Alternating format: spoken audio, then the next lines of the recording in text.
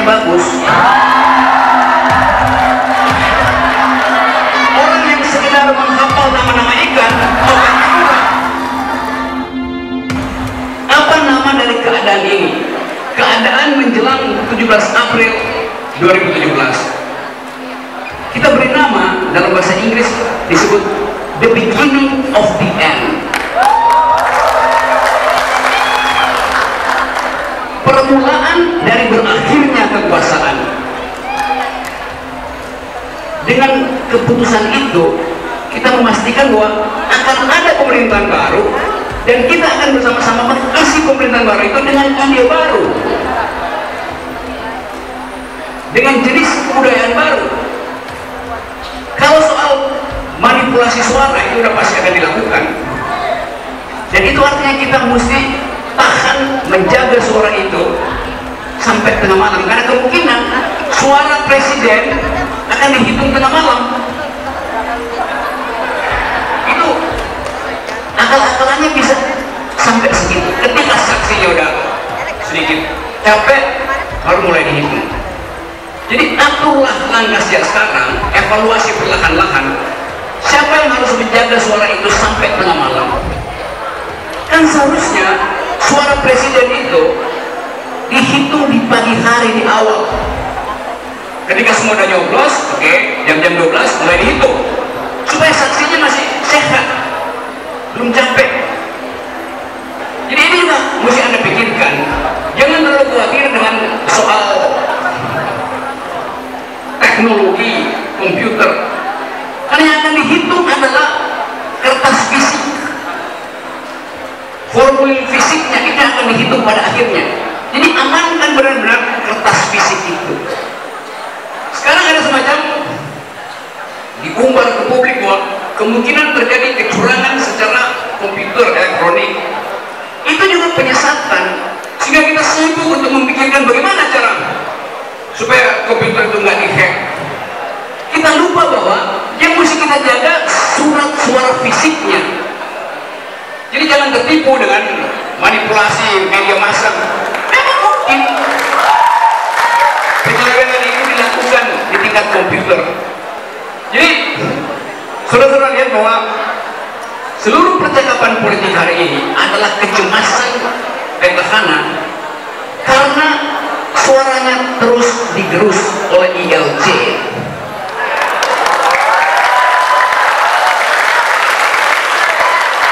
Setiap hari Senin, kalau udah hari Senin, itu rapat di istana itu isinya cuma satu, siapa yang akan dikirim ke ILC.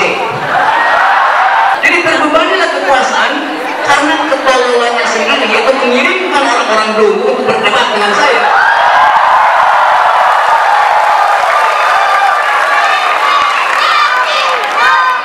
Mestinya istana itu mencari pendebat dari Palembang.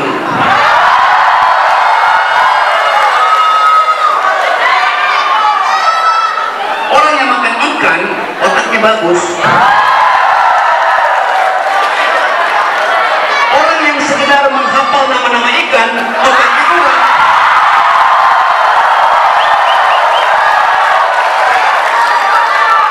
Di Pangkal Pinang yang datang kebanyakan adalah intelijen.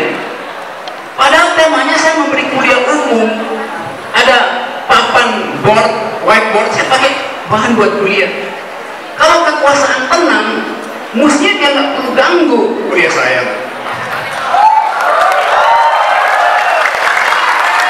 Tapi ngapain memata-matai kuliah di dalam kampus universitas? Kampus itu punya kemampuan untuk membatalkan argumen saya. Karena itu adalah kehidupan akademis.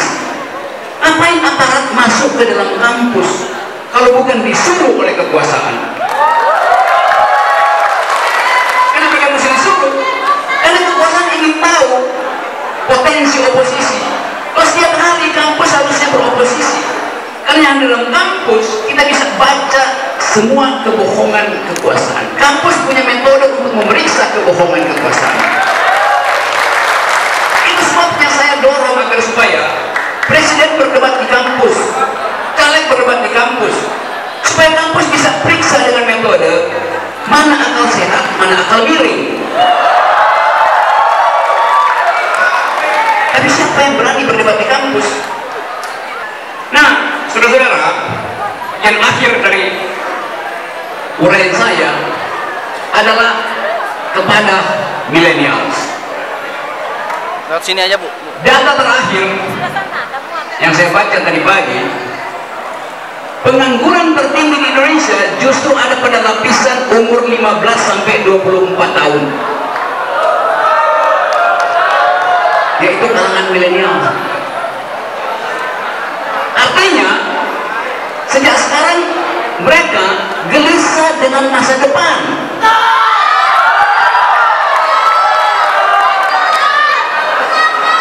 Itu pentingnya kita mengkonsolidasi kekuatan milenial agar supaya janji terhadap perubahan, janji terhadap akal sehat langsung memperoleh legitimasi dan dimengerti sebagai bagian dari upaya untuk mencerdaskan milenial. Sering saya terangkan bahwa ada ketakutan bahwa bangsa ini atau umat manusia satu waktu akan dikendalikan oleh robot. Karena itu beberapa bulan lalu Parlemen Eropa mengundang seorang robot ke dalam gedung parlemen Inggris untuk ditanyakan, Mas robot, bro robot, apa pendapat kalian tentang masa depan manusia?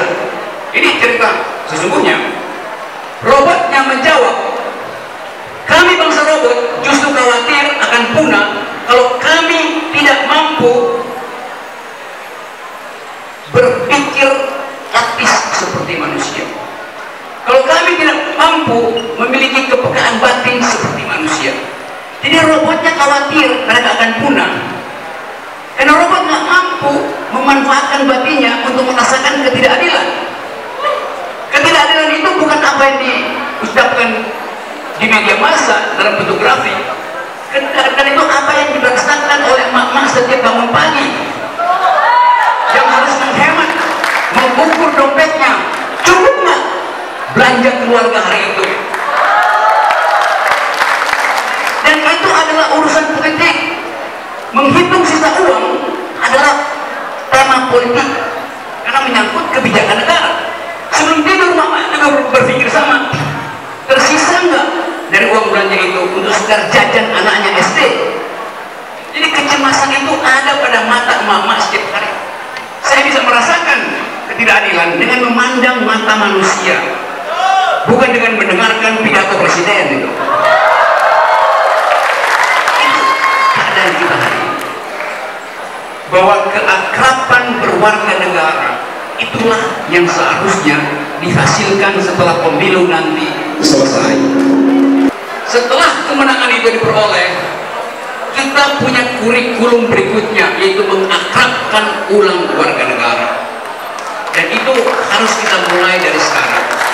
Bahwa persaudaraan melampaui kepentingan politik. Dan janjilah bahwa kita akan memenangkan pemilihan umum dengan cara yang beradab dan damai. Kegairahan hari ini harus menghasilkan kedamaian di 17 April 2019. Terima kasih, saya harus pamit, lain kali kita bertemu, dan salam untuk keluarga, salam